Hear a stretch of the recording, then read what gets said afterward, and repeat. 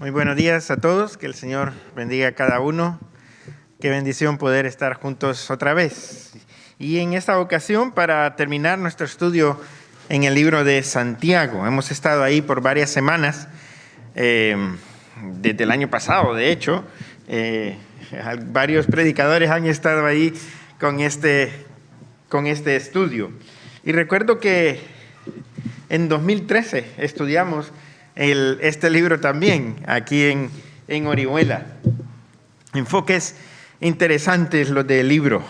El libro de Santiago, se dice, fue de los primeros en escribirse, libros del Nuevo Testamento, de los primeros del Nuevo Testamento en escribirse. Por lo tanto, tiene un toque muy fuerte, digamos, comparándose con el Antiguo Testamento. Tiene varios elementos que hacen pensar en ello.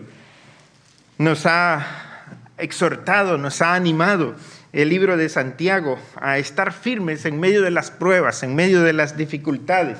Nos ha exhortado el libro de Santiago a tener una fe viva, una fe viviente y de manera igual. Es decir, nos ha tocado, por ejemplo, en el capítulo 3, hablando el tema de la lengua, por ejemplo. ¡Qué peligroso! Pero estamos en Cristo y debemos poner en las manos del Señor todos nuestros miembros para que Él los use, para que seamos limpiados en verdad por Él y que purificados, digámoslo así, según el lenguaje del Antiguo Testamento y de Santiago igualmente, que vivamos de una manera honrosa para el Señor, para el cristianismo, que podamos vivir lo que es estar en Cristo en verdad, no una religiosidad, sino un evangelio viviente. Y por supuesto, hemos sido tocados por esos temas de los peligros que hay para toda persona, y por supuesto para el creyente también. Esos peligros que tienen que ver con la murmuración, por ejemplo, o con el materialismo, por ejemplo, o con el coqueteo con el mundo, por ejemplo. Nos ha advertido seriamente sobre esto. También acerca de tener cuidado en cuanto a no aprovecharse de otros. Por el contrario, a vivir lo que el Señor tanto recalcó, el amarnos los unos a los otros. Y termina este libro, vamos a ir a Santiago capítulo 5 y vamos a estar a partir del versículo 7 hasta el final, una porción pequeña, pero con un contenido obviamente bastante profundo, sobre todo porque ahora nos dice, mira, estamos en este mundo de dificultad, de dolor, de sufrimiento, un mundo en el cual luchamos contra nuestra propia carne inclusive. Pero hay que mantener la mirada a lo que viene. Y lo que viene es el gran evento para el mundo entero, creyentes y no creyentes. Es la segunda venida de nuestro Señor Jesucristo. Independientemente que la persona crea o no crea en Dios, el Señor viene. Entonces, para algunos será el día más terrible de su vida, para algunos otros, y ahí debe estar el creyente, ¿no? No solo esperar ese día, sino anhelar ese día con todo el corazón y decir, amén, sí, ven, Señor Jesús. Nuestro mayor anhelo, nuestro mayor deseo debe ser ese, el acontecimiento de la segunda venida de nuestro Señor Jesucristo. ¿Hace cuánto el Señor dijo que venía? Bueno, algunos dice 1 Pedro, tienen esa profecía del Señor, la tienen por tardanza. Pero el Señor es paciente para con todos. ¿Y por qué no viene? Porque no quiere que ninguno perezca, sino que todos procedan al arrepentimiento. Es parte de la gracia de Dios, digámoslo de esa manera, alargar ese periodo entre cuando dijo que venía y cuando Él vendrá. Por otro lado, ¿cuándo viene? ¿Cuándo viene? Si el Señor dijo que viene pronto, ¿cuándo viene? Porque han pasado, desde que Él vino en su primera ocasión, han pasado 2000 años y no ha venido. Por eso algunos tienen por tardanza esto. Nos recuerda ya 1 Pedro y dice, no olvidemos que para el Señor un día es como 1000 años y 1000 años es como un día. El problema no está en el Señor, a Él no le afecta el tiempo. El problema somos nosotros, que somos impacientes. Por lo tanto, esta porción de la Biblia nos enseña a ser pacientes en tanto el Señor viene. Pacientes. Esperar. Ahora, como seguimos en este mundo, entonces debemos no solo esperar, sino soportar. ¿Qué cosas? Bueno, vamos a leer versículo 7. Estamos en Santiago capítulo 5, versículo 7. Por tanto, hermanos, esperad con paciencia la venida del Señor. Mirad cómo el labrador espera el precioso fruto de la tierra y aguarda con paciencia hasta que reciba la lluvia temprana y la tardía. Bueno, esperar con paciencia. La palabra que se usa ahí de paciencia es soportar a personas, porque hay otra palabra en el Nuevo Testamento y en el idioma original, el griego, que habla de soportar las circunstancias, pero aquí está hablando de soportar a personas. Bueno, es que anteriormente ha estado hablando, por ejemplo, acerca de la opresión, versículos 1 a 5, que se estudió la semana anterior. Soportemos entonces, nos está diciendo, debemos soportar, debemos pacientemente soportar a quienes hacen daño. Esperad con paciencia, pacientemente esas personas que hacen daño, porque la venida del Señor se acerca. Esperar pacientemente hasta que Él venga. Entonces, ¿cuál sería nuestra reacción natural ante aquellos que nos hacen daño? Nuestra reacción natural podría ser venganza, por ejemplo. Entonces dice, no, tranquilos, recuerda, el Señor viene. Él viene pronto. Y cuando venga, dos cosas ocurren. Aparte de los hechos que los presenta la palabra del Señor, en este contexto, dos cosas. Y lo hace y lo explica a manera de ilustración, porque dice en la segunda parte del versículo 7, mirad cómo el labrador espera el precioso fruto de la tierra y aguarda con paciencia hasta que reciba la lluvia temprana y la tardía. ¿Qué es lo que espera el labrador? Obviamente espera fruto. Como este libro del Nuevo Testamento está tan conectado con el Antiguo Testamento, entonces hay que recordar qué hacían aquellas personas, las personas del Antiguo Testamento, cuando era el tiempo de la cosecha. Obviamente había una fiesta de las cosechas. Entonces, el Señor viene y la idea es, mira, sé paciente, aguanta, soporta a los que hacen daño. Viene el Señor y traerá gozo, traerá alegría. El ejemplo, el labrador. Espera el fruto cuando el fruto ya está ahí, cuando ha visto que todo su trabajo, que todo su esfuerzo da como resultado ese árbol lleno de frutos o esas plantaciones hermosas con buenas hortalizas, por ejemplo, se goza, se alegra. Hace fiesta, llama a los demás, se dice, gocémonos. El Señor viene y viene a traer gozo. Con paciencia, esperemos esto. Pero, qué difícil es la paciencia, ¿verdad? Por eso la advertencia entonces es, dice versículo 8, tened también vosotros paciencia y manteneos firmes. Manteneos firmes, firmes en la fe, firmes en quien has creído, firmes en los principios de aquel que vino a este mundo y dijo cómo deberíamos comportarnos. Ah, pero ¿qué cosa dijo? Porque, por ejemplo, hablando de los que hacen daño, dijo, si alguien te da en una mejilla, pon la otra. ¿Eso cómo se hace? ¿Eso cómo se hace? ¿Que ponga otra vez la mejilla? Yo no puedo con eso. ¿Por qué me dice eso? No solo lo dijo.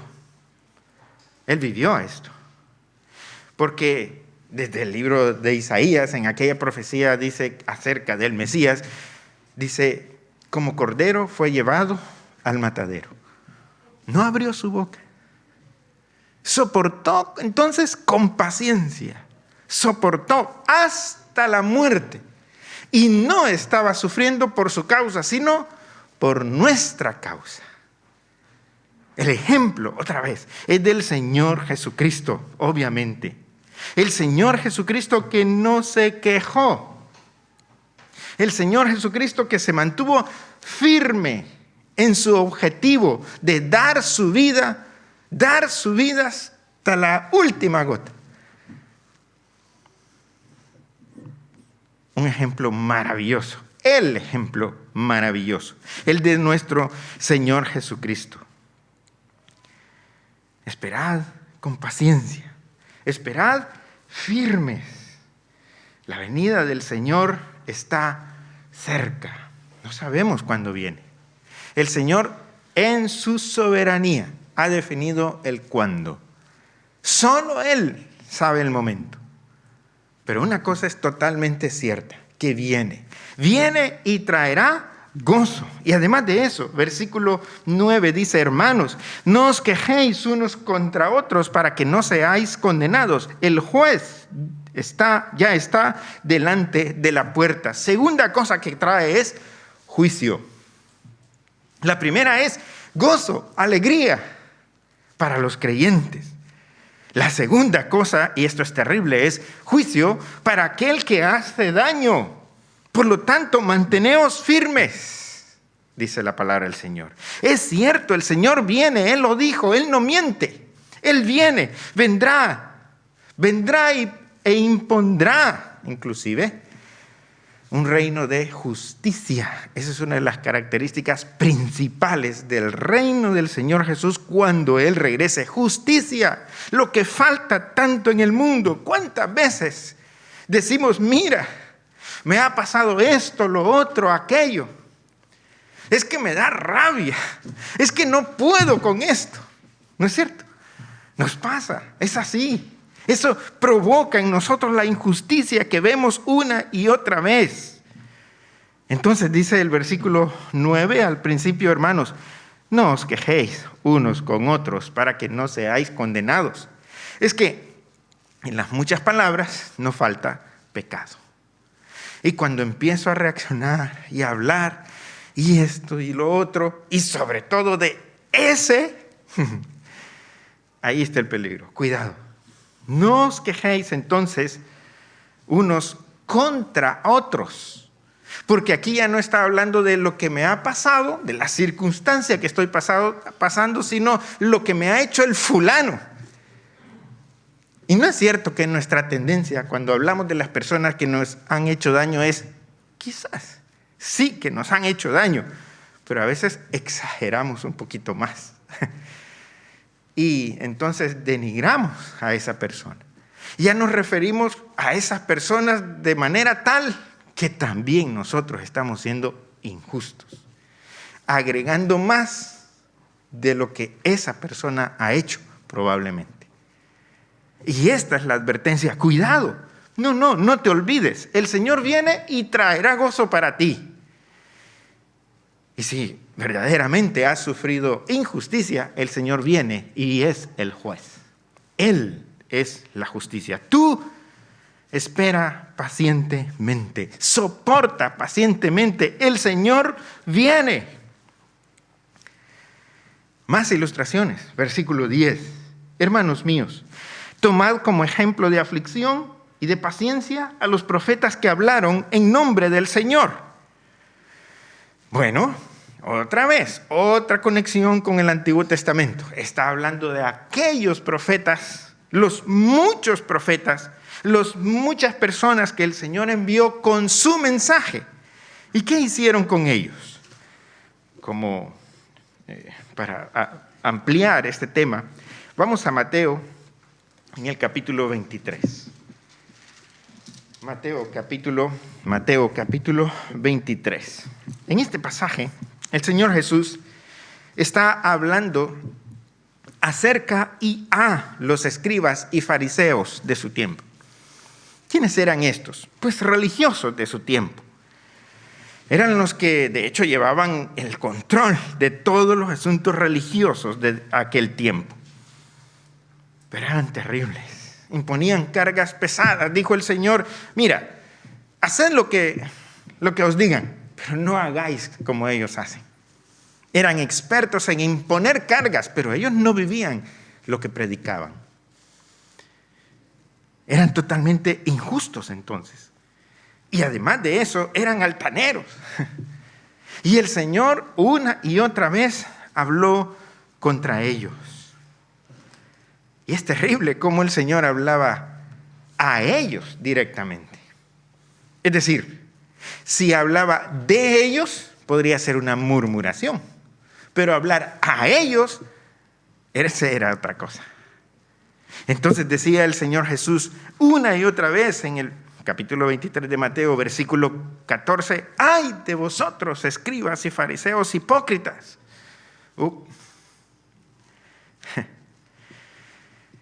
Eso sí que seguramente enfureció a aquellas personas. Versículo 15: ¡ay de vosotros, escribas y fariseos hipócritas! ¿Otra vez? Mira, una vale, pero 2 veces que me lo digas. Versículo 16: ¡ay de vosotros, guías ciegos! Hombre, ya esto es el colmo. ¿Cómo sería, no? ¿Qué estaría pasando en la mente de esas personas cuando el Señor directamente les hablaba diciendo que vivían una religiosidad y por supuesto de manera hipócrita? Pero otra vez, versículo 23, y otra vez, versículo 25, y una vez más, versículo 27, y otra vez en el versículo 29, una y otra vez diciendo: ¡ay de vosotros, escribas y fariseos hipócritas! ¿Por qué el Señor fue tan fuerte con ellos?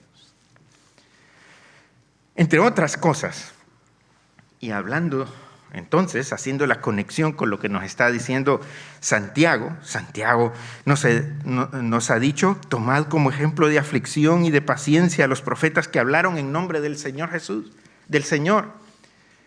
Tomando como referencia a esto, versículos en Mateo capítulo 23, en el versículo 29 dice: ¡ay de vosotros, escribas y fariseos hipócritas! Porque edificáis los sepulcros de los profetas y adornáis los monumentos de los justos, y decís: si hubiéramos vivido en los días de nuestros padres, no habríamos sido sus cómplices en la sangre de los profetas. Así que con esto dais testimonio contra vosotros mismos de que sois hijos de aquellos que mataron a los profetas. Finalizad pues vosotros la obra que comenzaron vuestros antepasados. Serpientes, generación de víboras, ¿cómo escaparéis de la condenación del infierno?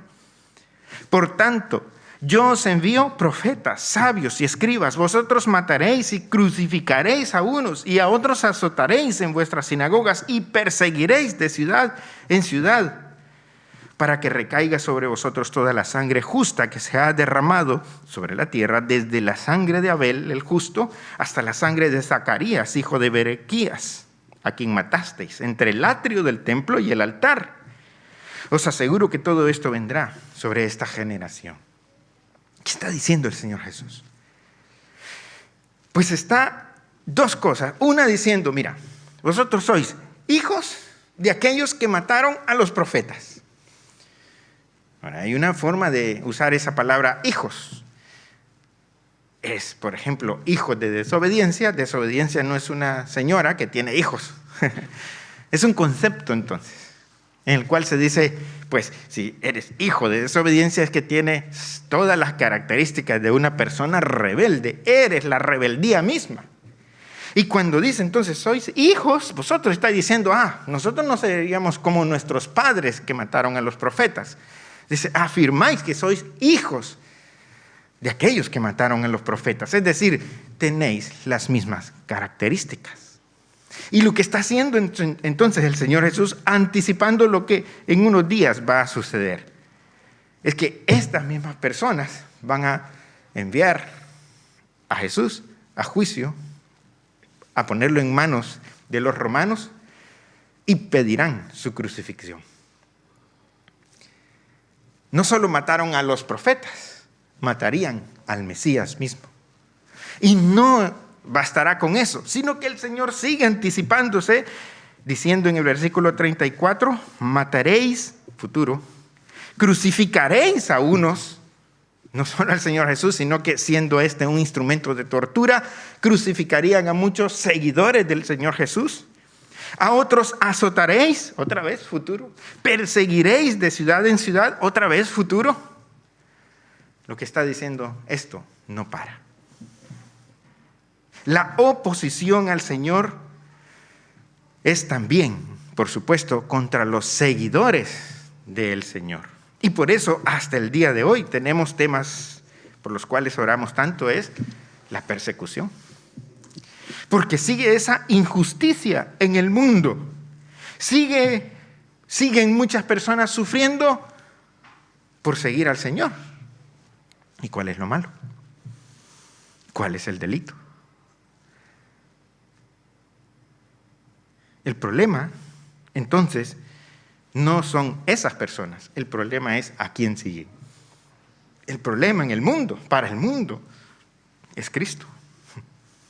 Es un mundo, como hemos dicho en otras ocasiones, un mundo anticristo, contra Cristo y por lo tanto contra los cristianos. Por eso está recalcando Santiago en esta carta, tened paciencia. Mira, todavía habrá aflicción como la aflicción de aquellos profetas.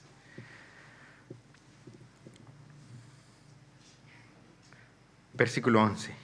Santiago 5:11. Dice, nosotros tenemos por dichosos a los que sufren. Habéis oído de la paciencia de Job y habéis visto el fin que le dio el Señor, porque el Señor es todo compasión y misericordia. Bueno, dichosos los que sufren.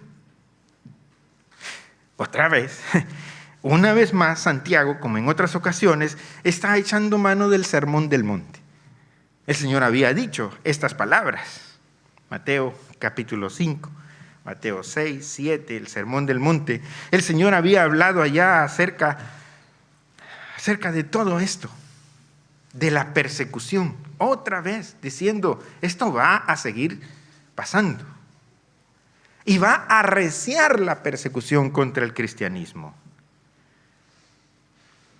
El cristiano no está exento del sufrir. Puede ser inclusive que llegue a extremos de sufrimiento. Bueno, a nosotros eso nos es un poco extraño, porque vivimos en un país de libertades y tenemos libertad de culto. Pero no es así en el mundo, como ya hemos dicho tantas veces. En el mundo hay una persecución terrible contra el cristianismo. Hay una persecución abierta y en algunos otros lados encubierta. Pero hay una tremenda persecución. Por lo tanto, las palabras de Santiago, como de otras epístolas del Nuevo Testamento, no deben ser extrañas para nosotros. Entonces dice, mira, toma ejemplo de los que sufrieron antes, los profetas, que sufrieron por la causa de Cristo, y otros que sufrieron porque sí. Por ejemplo, Job, el ejemplo ahí. ¿Por qué sufrió Job? Si leemos ese libro de Job, la pregunta es, ¿por qué está sufriendo? ¿Qué malo ha hecho? Y por eso él se defiende una y otra vez cuando vienen sus supuestos amigos y diciéndole, tú eres malo, por eso estás sufriendo, por tu maldad, porque eres un hipócrita.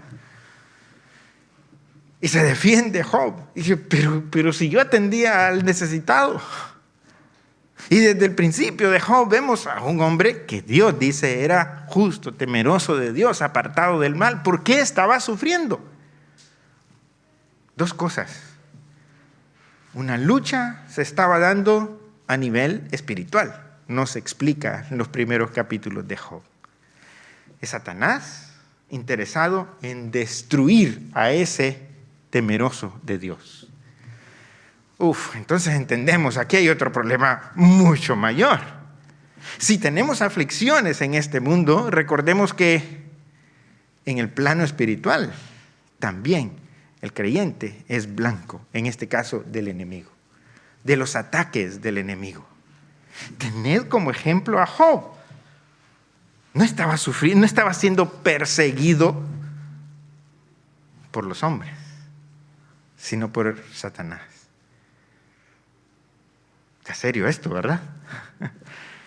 Entonces, nos hace ver la aflicción de él, por supuesto, es notoria, pero recalca la paciencia de él.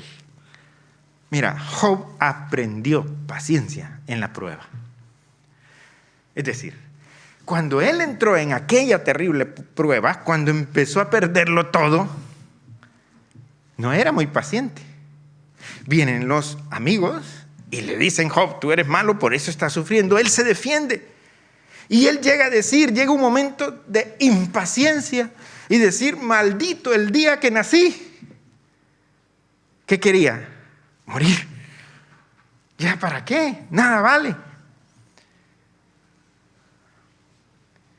¿Por qué no fui a un aborto?, dijo él. Lo que deseaba era la muerte. ¿Era paciente? No en ese momento. A medida que va pasando todo esto y al final del libro, cuando Dios lo confronta, entonces él dice: Señor, de oídas te había oído, mas ahora mis ojos te ven. Y se calma.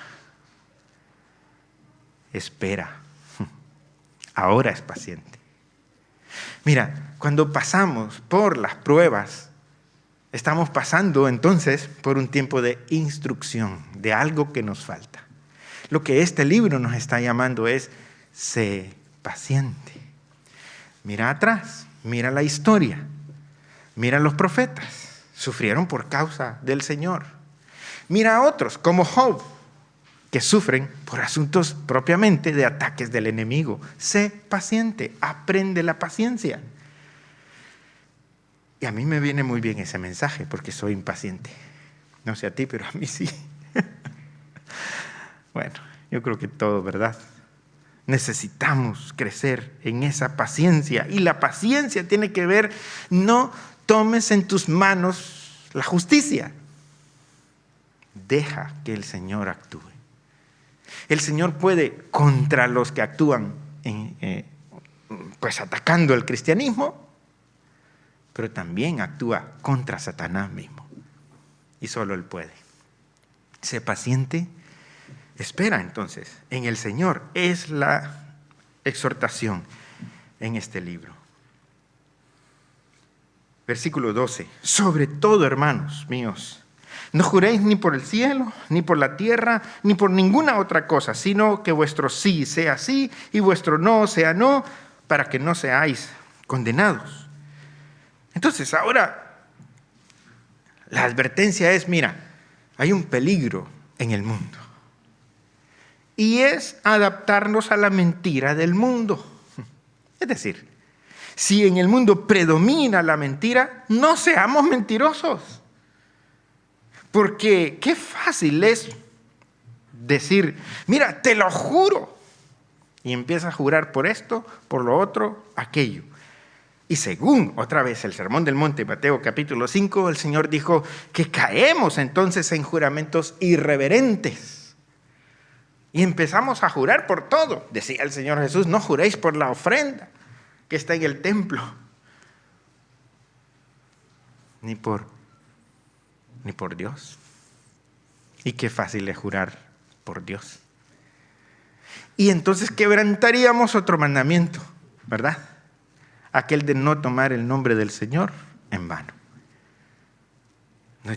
Cuidado con lo que digas. Tranquilo, sé paciente. Tú di siempre la verdad. ¿Verdad que aparentemente, muchas veces, si digo una mentirita, puede que me libre de un gran daño? Pero como no hay mentiritas, todas son mentiras, igualmente. Y por lo tanto ofensas contra Dios. Y por lo tanto aquello que no se adapta al carácter de Dios, quien es verdad. Entonces nos dice: mira, tú siempre di sí o no, punto. En otras palabras, tú di la verdad. Cuando alguien dice la verdad, Dios está a favor de él. porque Dios es la verdad. No tenemos que mentir, de ninguna manera. Es lo que nos llama aquí a decir la verdad siempre, siempre. En este contexto es cuando las personas creyentes de ese tiempo, y tal vez de este tiempo en muchos lugares, cuando sufren persecución, son llevados a juicio y tienen que declarar, di la verdad. Es interesante, ¿verdad? Que en todo juicio, independientemente de dónde se esté, te hacen jurar cuando vas a declarar. ¿Jura usted decir la verdad? Y todo el mundo dice, por supuesto. Pero no hay mucha verdad muchas veces. Muchísimas veces no hay verdad. Que tú sí sea sí, que tú no sea no. El Señor viene, tengamos paciencia. De aquí a que Él venga, hay algo que sí que se debe recalcar en la iglesia del Señor. Es la oración. Porque pasamos y pasaremos muchas aflicciones. Oremos. Ese es el énfasis ahora de los últimos versículos de esta carta. Pero el énfasis está en que Dios responde la oración, que tus oraciones al Señor no son ¿y para qué? ¿Cuánto he orado por esto, por lo otro, aquello? ¿Y para qué? Yo no veo resultados, podríamos decir. Otra vez la impaciencia. También para orar necesitamos paciencia. Ahora, lo que nos está diciendo aquí, en el versículo 13 dice, ¿está alguno entre vosotros afligido? Bueno, si hubiese que levantar la mano, ¿cuántos diríamos yo? Pues si alguien está afligido, la respuesta es que ore. No que se queje, que ore. Que ore. Ahora, ¿está alguno alegre? Que levante la mano. Sinceramente, quizás habrían menos manos levantadas. Y si alguno está alegre, que cante alabanzas. ¿Es alguno enfermo entre vosotros? Bueno, otras manos se levantarían. Y más si nos dicen, ¿a alguno le da temor de enfermarse del coronavirus? Todos levantaríamos la mano, ¿verdad? ¿Está alguno enfermo entre vosotros? Que llame a los ancianos de la iglesia, que oren. Otra vez el tema de oración. Aquí el énfasis está en la oración. En la aflicción, oración. No quejarse unos contra otros, sino ora, ve al Señor, ora, háblale, exprésale lo que tiene dentro, dile, llora ante Él si quieres. Él escucha. Él quiere escuchar. Ahora, si alguien está alegre, entonces que alabe al Señor. Ahora, no le exijas al que está afligido que cante. A veces podemos caer en la trampa de decir, mira, no te aflijas. Dios es bueno. Bien, por supuesto. Yo diría, amén, por supuesto. Entonces, ¿por qué te afliges?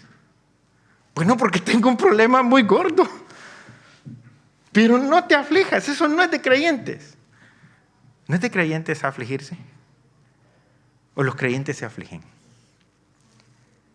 Sí, nos afligimos, por supuesto. El Señor Jesús decía a sus discípulos aquella noche que fue entregado, mi alma está muy triste hasta la muerte. Y no pecó por estar triste. Es una situación tan dura, tan adversa por la cual estaba pasando, que su alma, dice, estaba triste hasta la muerte. No había tristeza más profunda que él había vivido en su vida aquí en la tierra. No le exijas al que esté afligido que cante, porque no está alegre. El que está alegre que cante. Entonces, ¿qué debo hacer? Pues la palabra del Señor nos dice en Romanos 12:15 que debemos llorar con los que lloran. No le exijas una sonrisa al que está afligido. Ve con él y comparte su dolor. Ve con él. Llora con él si quieres.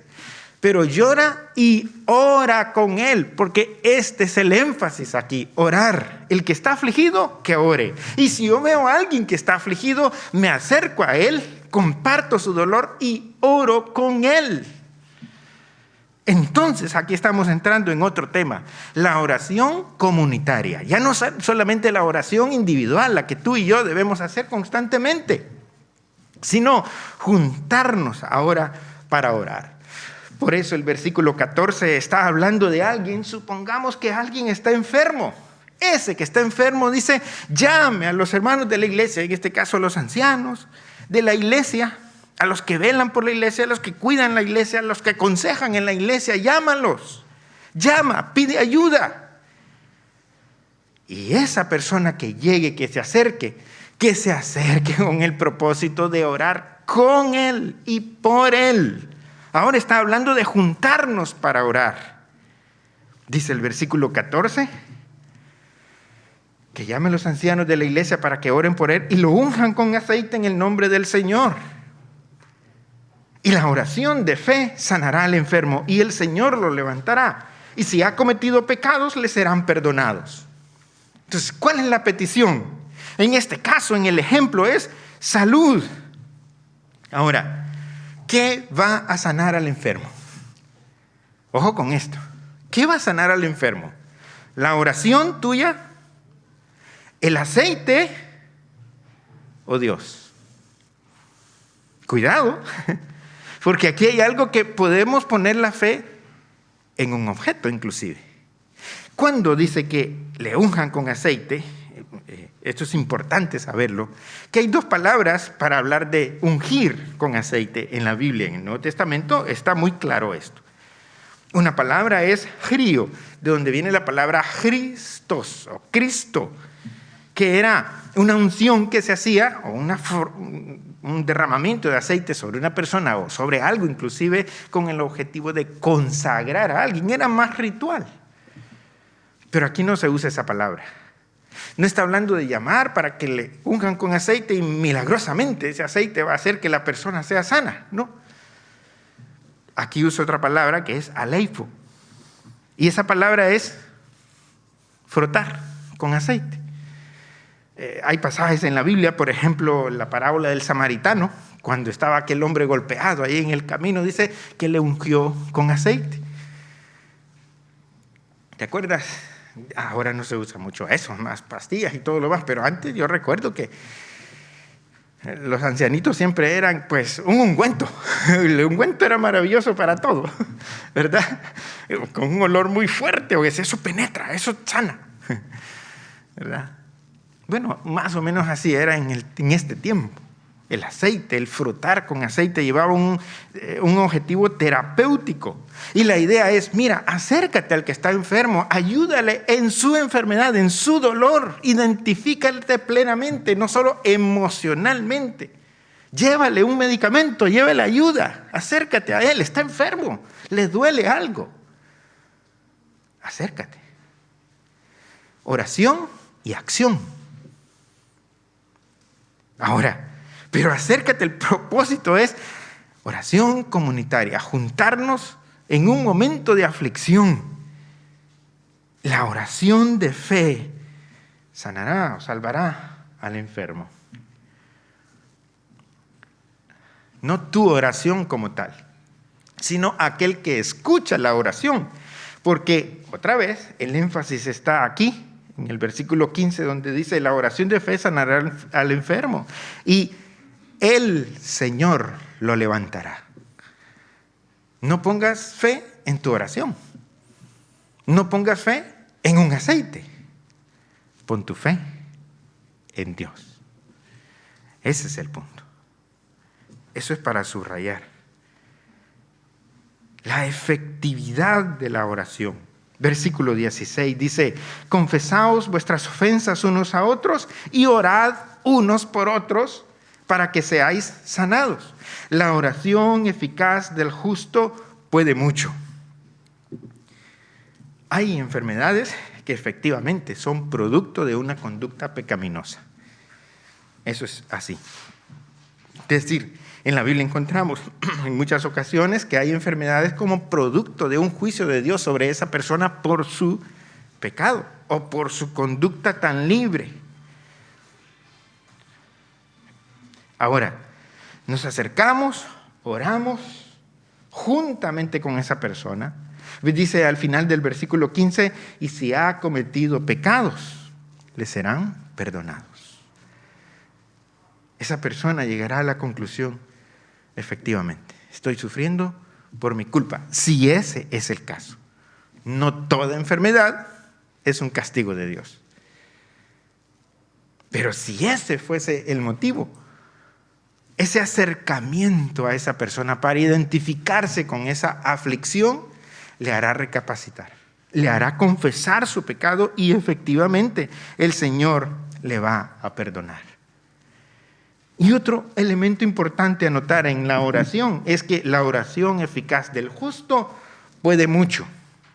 Es decir, que el que ora debe andar en justicia, debe ser recto, correcto ante los ojos del Señor. Entonces Dios va a escuchar esa oración de aquel que anda en rectitud. Un ejemplo, otro más, otra ilustración. Ya terminando esta carta, aprovecha Santiago para decir, versículo 17, Elías era hombre con debilidades semejantes a las nuestras y oró fervientemente para que no lloviera y no llovió sobre la tierra durante 3 años y 6 meses. Y otra vez oró y el cielo dio lluvia y la tierra produjo frutos. Vaya que era efectiva la oración de Elías. Movía los pronósticos del tiempo. Oraba para que no lloviese y no llovía. Oraba para que lloviese y llovía. ¿Pero con qué objetivo? Porque se le antojaba a Elías que no lloviera. Decía, ay, no, yo no quiero lluvia. Que el Señor que no llueva. Y no llovía. Era así. El contexto es cuando está hablando de los profetas de Baal. Entonces hay una reunión. Elías los convoca y dice, bueno, vamos a orar pues. Vamos a ver quién es el Dios verdadero. Y vinieron los profetas de Baal, hicieron todos sus rituales y nada sucedió. Pero Elías oró al Señor y el Señor actuó con el propósito de que todos supiesen, y ese es el énfasis de aquel pasaje. Todos se dieron por entendidos. Hay un solo Dios vivo y verdadero. La razón por la cual Elías oró por lluvia era para que Dios manifestara su poder y se diera a conocer al mundo que es un Dios real, vivo y verdadero. No era porque se le antojaba que no lloviera. Él oraba fervientemente, dice ahí. Aunque era humanamente como cualquiera de nosotros. Igual. Ahora, lo que yo debo preguntarme es, ¿y espiritualmente yo seré como Elías? ¿Y mi vida de oración es como la de Elías? Porque ese es el reto ahí. Tenemos que ser personas de oración, a manera individual o también oraciones colectivas. No descuidemos la oración. Y esto más, versículos 19 y 20, hermano.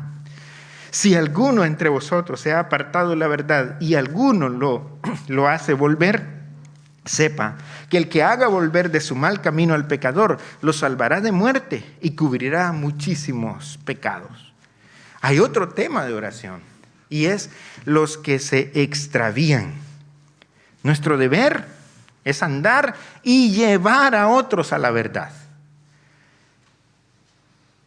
El pecado aquí es extraviarse de la verdad. Y la verdad es el Señor. Extraviarse del Señor. Cuidado. No te descuides porque Satanás busca esto. Busca tu caída espiritual. Y muchas de las circunstancias que hay alrededor es para que tú caigas. Para que caigas en pecado. Para que cedas a la tentación. Eso pasa contigo, conmigo, con todo creyente. El ladrón, Satanás, viene para hurtar, matar y destruir. Estamos en medio de toda esa lucha terrible. No, cuidado con extraviarnos de la verdad. Mantengámonos firmes, ha dicho en el versículo 8. Tened paciencia, manteneos firmes porque la venida del Señor está cerca. El Señor viene pronto. Cuidado, porque el engañador está suelto. El enemigo. Es que Él busca que caigamos en su error, en su engaño. Por eso, qué bendición es cuando se le lleva la palabra del Señor a alguien y esa persona sale del error. Entonces viene y se acoge a la verdad del Señor. ¿Qué cosa más grande puede haber que eso? Sepa que el que haga volver de su mal camino al pecador, lo salvará de muerte y cubrirá muchísimos pecados. Es decir, viene el Señor. En tanto viene el enemigo, está suelto. En tanto viene hay muchas pruebas. En tanto viene hay mucha injusticia. Pero el Señor viene pronto. Encomienda tu causa al Señor. Mantente firme en el Señor. Interésate por los demás. Llevemos las cargas los unos de los otros y proclamemos la verdad. En tanto Él viene. Subrayemos eso. La venida del Señor está cerca. Bendito Dios. Él viene y es la respuesta. Vamos a orar. Padre que está en los cielos, muchas gracias Dios por esta carta maravillosa y nos hace pensar en la vida real, en el día a día, en las muchas dificultades, muchas aflicciones. Ayúdenos, Señor, a aprender ese tema de la paciencia. Ayúdenos, Señor, a no tomar en nuestras manos la justicia. Entendemos que usted es el juez justo y viene pronto. Ayúdenos, Señor, a soportarnos con paciencia los unos a los otros y especialmente soportar a aquellos que se especializan en hacer daño. Señor, en el nombre de Jesús pedimos esa justicia. Nos unimos en oración porque hay muchos afligidos a causa de la injusticia. Pero usted es el juez justo, que paga a cada uno lo que merece. Pero también tiene misericordia para con todos, aún para el que hace injusticia. Y su propósito es salvar, y su propósito es alcanzar al que se extravía de la verdad. Y a causa de ese extravío, entendemos que hay tanto dolor, tanto sufrimiento en el mundo. Gracias, Señor, porque está el Evangelio, la palabra de verdad, proclamada desde hace tanto, pero que necesariamente se tiene que seguir predicando. Ayúdenos a vivir esa palabra como nos ha llamado a hacerlo a través de este libro de Santiago. Ayúdenos, Señor, a ser esos creyentes que le honran, que le glorifican, que viven para la gloria de su nombre, que ponen su fe en el Señor, el Dios Todopoderoso. Ayúdenos a crecer en paciencia, a crecer en fe. Y Señor, anhelamos que usted venga. Usted viene, Señor, como lo ha prometido. Le alabamos por ello. Y así concluimos, Señor, con esta maravillosa carta diciendo amén. Ven, Señor Jesús. Que así sea, Padre. Que su gracia, que su misericordia sea sobre nosotros cada día de nuestras vidas, a pesar de los sufrimientos, a pesar de las dificultades, a pesar de las pruebas. Sea exaltado, sea glorificado, Señor, cada día, en el nombre de Jesús. Amén. Amén. Que el Señor bendiga, hermanos.